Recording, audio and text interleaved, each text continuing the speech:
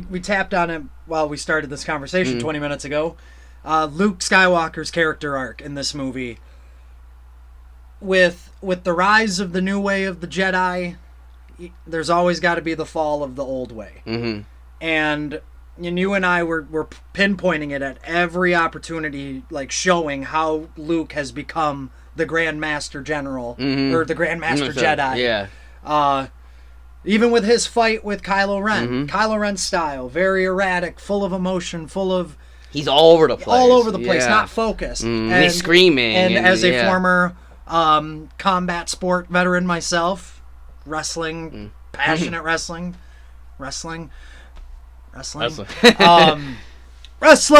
Anyway, Luke Skywalker coming into this fight, an old gunslinger. He goes, "All right, kid, let's do this." Calm and collected. Even in that scene, like camera work, it can make or break a movie. Beautiful camera work in that scene. Oh my god! So here you see Kylo Ren's foot in the salt drag, and you see the red of the salt dragging, and how heavy he's putting his feet into the ground. One thing you learn in wrestling, you got to stay light in your feet, stay on your toes, stay on your top of your feet, not in your heels. So you see Luke as he's moving, feet are basically gliding over like a knife on butter. It just little intricacies like that, and especially with the one scene, it's giving me chills thinking about it. So you see in A New Hope, here's young Mark Hamill as Luke with his knee up, and the captain. Oh yeah, we were just talking about this. Captain Morgan, knee up, looking up at the two suns on Tatooine. The music playing, John Williams, and here he is at The Last Jedi, in full Force mode, using one of the most powerful techniques known to the Force projection, and is able to make himself so visible and there that Kylo's legit having a fight with him, having a physical fight with him. And then here's Luke, and not exactly using Obi-Wan's words, because the quote is, "The Force is with you." Yeah. So here, Obi-Wan's classic line, "If you strike me down," Obi-Wan's classic line to Vader, "If you strike me down, I shall become more powerful than you could possibly imagine." Luke's basically taking a page from Kenobi, but twisting it in his own way, because, when you... And the rebellion to each other, "May the Force be with you." So here's Luke. "You take me out, I'll always be with you." Just like your father. Just like your father. I love that. I mean, Han Solo wasn't one to believe in the Force, but his spirit, his soul, his memory of him. Luke knew, yeah. Luke knew. And then the scene how he dies. He's up on his rock in front of the Jedi Temple, and he sees the two suns again, and then just disintegrates, just like Obi-Wan and Yoda did. Like, in peace. Like a true Jedi Knight. Yeah. Like, this is how a true Grandmaster... He's not going to go dying in battle. A Jedi doesn't kill. A Jedi doesn't fight. A Jedi doesn't antagonize a fight. He doesn't antagonize a war. He goes out by using the most badass Force power ever, by Force projecting himself and telling him, and that's how he beat Kylo, losing his mind, and that's how he beat Kylo. He beat Kylo. Thank you, Akira Kurosawa, for all of your influences. Ryan Johnson said that Seventh Samurai was a big inspiration on his writing for Last Jedi. Watch that. It all leads back to it, and it's weird because it's one of those things where I'm like, it could have been really cool to have Luke still alive at the end, have him do that amazing Force power, and have him still alive after that. But at the same time, that scene and that moment, like you said, it gives it the perfect character arc with Luke for a true Jedi. A true Jedi is not going around chopping things down, not going around choking things, throwing them across the room, and being a total badass. That was the Jedi of the old way. That failed. However, I do have to, after seeing Season 2's finale of The Mandalorian... That was awesome. No, that was awesome. Yeah.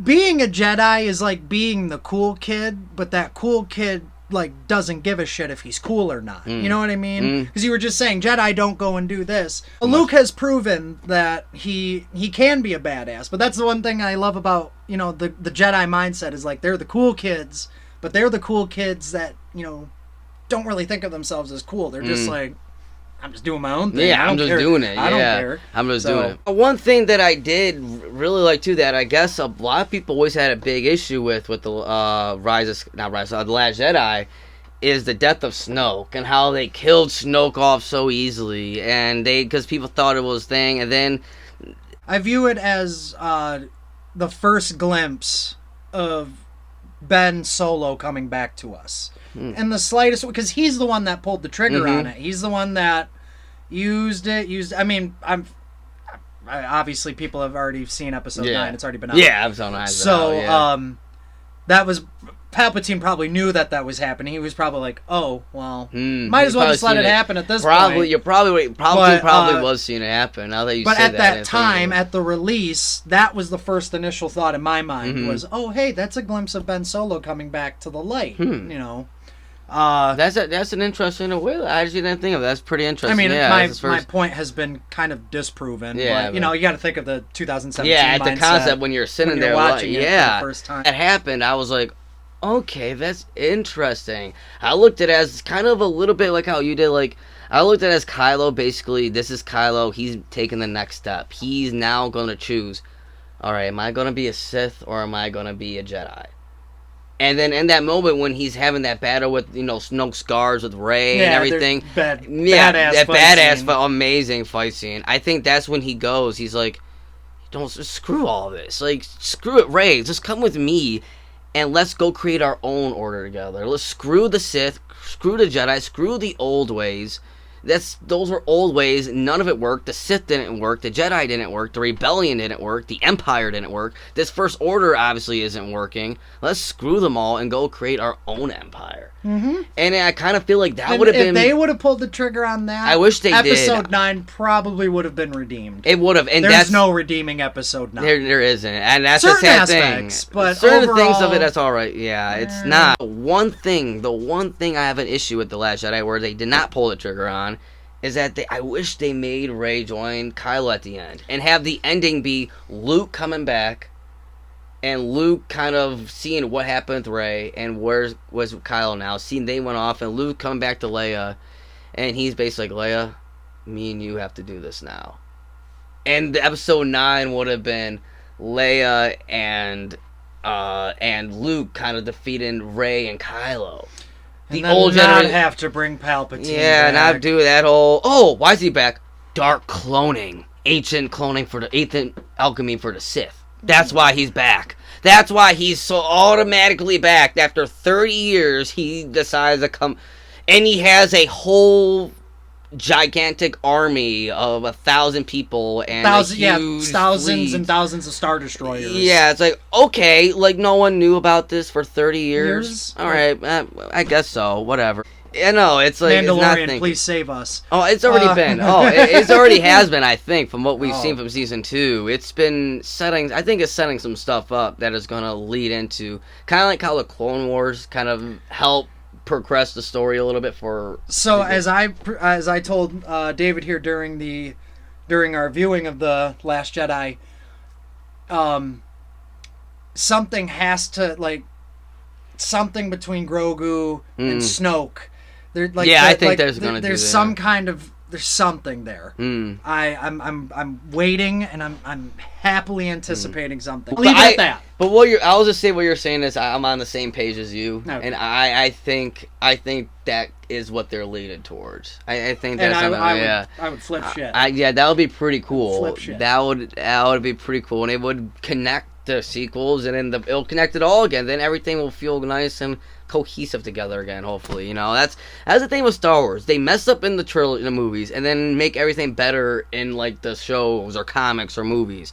That's classic Star Wars right there. That's classic Star Wars. Star Wars is overall, the whole series, every movie is just a great example of the failures and the successes of humanity. Yeah, that's basically what it is, and that's basically there's no other way to, in my opinion, there's no other way to sum up the Star Wars movies and that's the whole saga of Star Wars. And that's what The Last Jedi shows. That's what The Last Jedi kind of shows. Is like, this is the failure. This is the failure of the Jedi Order. It's a failure of Luke Skywalker. Now, the turn of Luke Skywalker, that is something I really want to get into. That's something I personally love. And when I mean the turn of Luke Skywalker, I mean why Luke is there on that island. Well, that's something that a lot of people have a big problem with, that I just can't understand, but people have big problems with that the reason why Luke was like the way he was in there. But yet in the movie, they completely they show it to you. They show from both point of views. They show it from Luke's point of view, from Ben's point of view, and from the real reality of the situation. Luke was terrified. Luke was brought up as a legend. He was the one who defeated the Empire. Yeah, he was the one that beat Vader. Yeah, who brought Palpatine. Vader back to good. He was the legend. Luke Skywalker. That we all know as us Star Wars fans. That's how we looked at Luke Skywalker, and that's how they looked at him in the movies. And Luke had this legend. He had this baggage on him, and he went and created a Jedi Order, a new Jedi Order. And his nephew was part of that. His own blood. The grandson of Darth Vader. And then Luke sensed that he had that darkness in him. He can sense that Ben had that darkness that Vader did. And Luke got afraid. He got afraid, and for one, he says it in the movie, for one moment of instance, I had my weakness. I had a weakness, and I was gonna kill my nephew. And then I paused, and I realized, and I looked over, and I seen a frightened boy looking at his master that failed him. And I couldn't comprehend what I've just done. And another genius of Rian Johnson as... Thank you, Rian Johnson, seriously. Thank you, yeah. Another parallel that I feel like a lot of people overlooked or even completely missed. That parallel between Luke and the guy who trained him, Obi-Wan. Here's Luke fighting his nephew saying, I failed you. Basically what Obi-Wan did to his dad. Yeah, I said that. Well, Obi-Wan says in episode 3, I failed you, Anakin. I have failed you. And then here's Luke saying the exact same thing. Same thing to Ben. I failed you, Ben. The genius of the movies, man. It's so good. It's the little stuff. Star Wars has a wonderful way of poetry in motion and deja vu. Seriously, I have so much deja vu watching these movies. Yeah, oh yeah. Because you see one thing and it makes you think of another. Like, I just saw this like 30 years ago. People like my dad.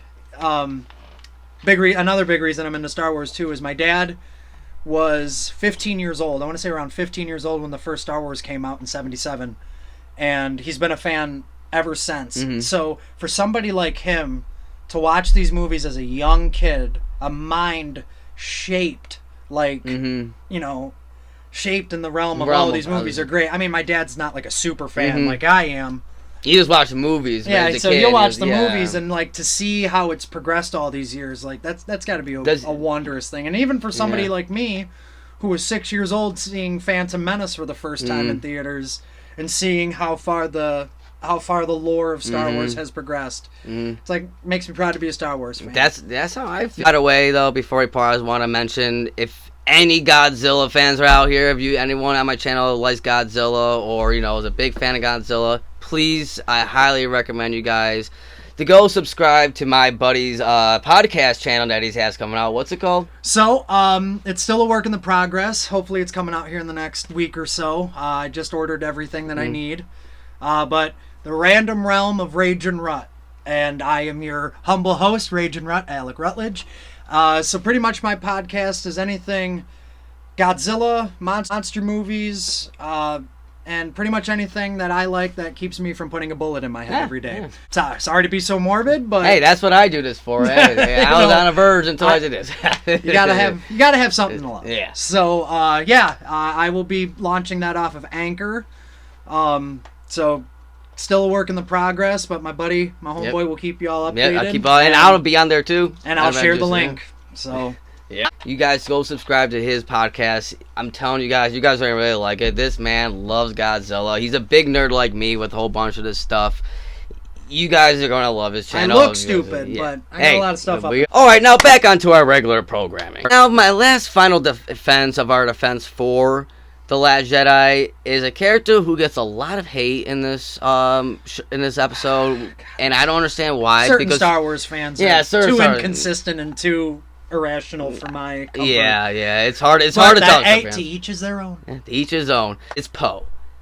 And Poe is someone who I grown to like a lot in this trilogy. And I really like what they've done with him in this. A lot of people I hear with the complaints, what they say, is that they don't understand why Holdo doesn't trust Poe. Why doesn't Holdo this? Why doesn't Poe do this? Why isn't Poe with Rose and Finn when they're going and stuff? And it's like, and then I hear too that Poe has no character development. He's the same person. It's like, no. Poe has a lot.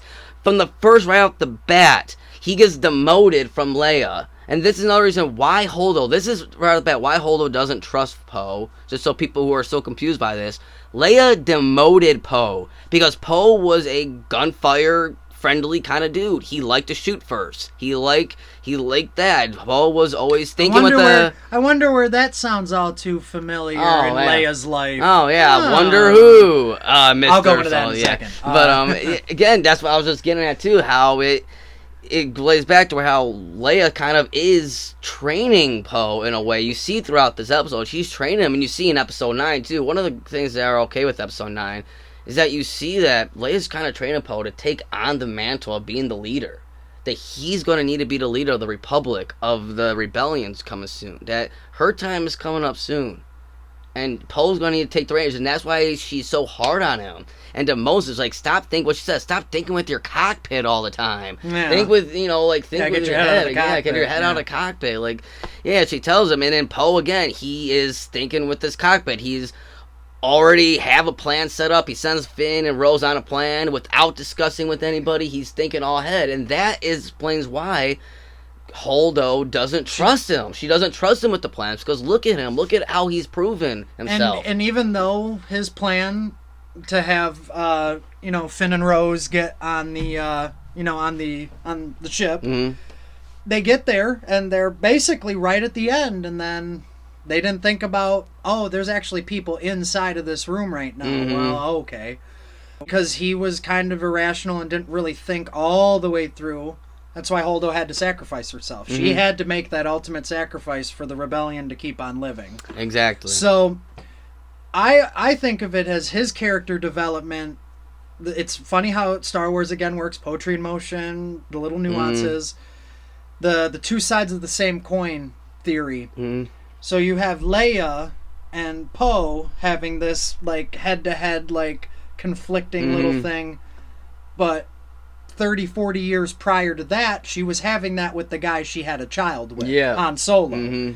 And same thing with Poe. Poe and Han Solo are quick draw McGraw kind of guys. They love shoot first. They love the action. They want shoot first, ask questions later. Exactly, shoot first, ask questions later. Han is a no joining kind of guy. I mean, yes, Solo, he tried to join the Empire and he mostly did that though just so he can learn to fly. So he can learn to fly and get out. Yeah. His mindset even then was that wasn't his end goal. He wanted to do his own thing. Yeah. Poe wants to be the rebellion hero. He wants to be the guy who is the gunslinger, but he wants to be the hero. Han, the other side of the coin. Same kind of mentality, same kind of personality, but the mentality is I don't care who it affects as long as it benefits that is me. Yep. Poe wants his actions to be the reason he's remembered. Exactly. So very interesting. People could probably agree with me, disagree with me. I don't care. That's the subjectivity of it. Yeah, but that's to me, and I mean, you said that there's some kind of agreement there. Yeah, that's what I agree on. That it does. There's that mentality, and I think that's again why Leia does have such a high regard towards Poe, because she sees herself, she sees Han, she sees Luke. Poe is the perfect combination of Han, Luke, and Leia. He has that. He has the hero-ness of Luke. He has the leadership skills of Leia, and he has that draw first, a quick, like he's his own That's type of something thing. she's all too familiar with. All too familiar with. And she sees that. She sees all of them in Poe. And that's why she's having low, and that's why in Rise of Skywalker, Poe ends up leading the rebellion. He is the leader. They call him General. Because that's what she was preparing him for. Hardly seeing him in Force Awakens. He's in the very beginning, and then he doesn't show up until the very end of Force Awakens. And that's it. Here, we actually have a full movie with him. And Oscar Isaac's a brilliant actor. I love Oscar Isaac as an actor. And he completely nails that performance of him showing this. And for once, we actually have a character to Poe. We actually have a personality to Poe, which we didn't have in Force Awakens. All we had in Force Awakens, he likes to fly. He's a pilot. He's a pilot, that's all we really know of him, Force Awakens. And here, he has a character, he has a meaning, he has a personality, he has his own goals, he has his own stuff. And that all comes around to why Holo didn't trust him. And then at the end of the day, when Holo and Leia are talking to each other, Holo looks at Leia and she goes, I like him. And she goes, Me too. Because they're like, yeah, he's a troublemaker, but he's going to be the reason. He's going to be the reason this succeeds. Exactly. Where the rebellion was made up before, a farm boy, criminal. Now we're only using these words because this is how the original script from Star Wars: A New Hope. Well, again, just Star Wars at the time. How each character was represented and described to movie producers and companies that did not take Star Wars. We've got the farm boy. We've got the criminal, a talking dog, Chewbacca, two robots, and an old wizard. Yeah, an old wizard. That's who you have to go save the princess and save the rebellion.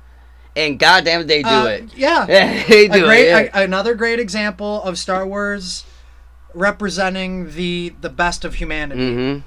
So you have the Empire and the New Order. You can take any timeline out of it. You've got the Imperial mindset. Mm-hmm. George Lucas basically got that inspiration for the Empire, and I mean obviously with the new trilogy, it's the Nazis, Nazi regime. Nazi regime, yeah. And all it took was a band of not like-minded individuals. You have the old wizard, old Obi-Wan Kenobi, in his way of the Force and how he remembered the ways of the old religious, the old religion, the old Jedi way. And then you have Luke, who knows he's got it inside of him, but doesn't feel comfortable with it, and he's still, again, young 18, 19-year-old kid trying to figure his way in the world. He just wants to go fly. He wants to go to the academy, learn how to fly. Han Solo, again, being the quick draw McGraw, the quick, I don't care who it affects as long as it's me attitude. And then Chewie's obviously the good backbone for Han, his support. Yeah, he's the one that kind of knocks Han into shape. Yeah, he's the one who keeps Han on his. He's the one who. Chewie's the reason why Han's not dead by now. Chewie, listen, you can never go wrong with having a Wookiee on your side. Yeah. Oh God, no. If you have a guy like Yoda, the greatest Jedi, saying that Wookiees are the best thing that you can have on your side, that's saying something. Oh yeah, that's saying. All right, guys, that's pretty much it. I think we pretty much covered everything, haven't we? Yeah, I think we pretty much covered everything. Smile, yeah, just to finish it off. Yeah, I think that's pretty much it, guys. I think we got our points of view pretty much of how defense of The Last Jedi, why we actually appreciate The Last Jedi a lot. Best one out of the Disney trilogy, in my opinion. I still say Force Awakens the best because it's just how it got me to feel. The Last Jedi, I will admit, The Last Jedi is the most in-depth and the most original and nuanced of the sequels, and which I wish they went forward with the sequels, which they end up not going forward, but I wish they did go forward with that. Always got to appeal to the... Yeah, got to appeal to the mass. The suits. But that's our discussion, guys. If you agree with us, if you don't agree with us, let us know down in the comment section below. Fight you in the parking lot. Yeah, we'll fight you in the parking lot if you disagree with us. We will come out there full Luke Skywalker style, We won't even really be there. We will force project ourselves there. I won't even force it. I will Din Mandalorian your ass. Oh, I will just force project my ass there. And then you know what? Yeah, I might die afterwards, but I just did the greatest. I did the greatest 4 powers. Yeah. Remember to like and comment, as I just said before, and subscribe to my channel, and remember to subscribe to my buddy's podcast. Random Realm of Rage and Rut coming soon. Yeah, and Until next time, guys, we'll see you later. And may the Force be with you.